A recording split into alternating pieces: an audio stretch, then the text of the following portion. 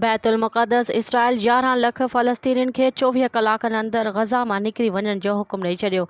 Israeli तर्जुमान जो nine कोरोनेक्स चयो आहे त आम फ़लस्तीनी शहरी असांजा दुश्मन न आहिनि। इसराइली तर्जुमान जो नाइन कोरोनेक्स जो मूजिब ग़ज़ा में हमास खे निशानो बणाइण लाइ असां शहरियुनि जो घटि खां घटि नुक़सानु चाहियूं था।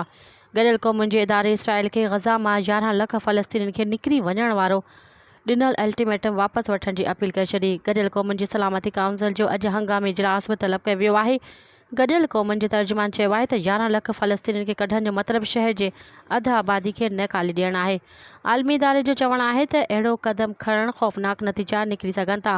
ग़ज़ा ते इसराइल जे फ़िज़ाई हमलनि में औरतुनि ऐं ॿारनि समेत 1400 खां वधीक माण्हू शहीद थी चुका आहिनि। हमास जी कार्रवाइयुनि में बि 1300 खां वधीक इसराइली मारिजी चुका आहिनि। मज़ीद ख़बरनि ऐं तफ़सीलात लाइ विज़िट कयो असांजी वेबसाइट www.awamiNewsHD.com ऐं ॾिसंदा रहो अवामी न्यूज़ HD।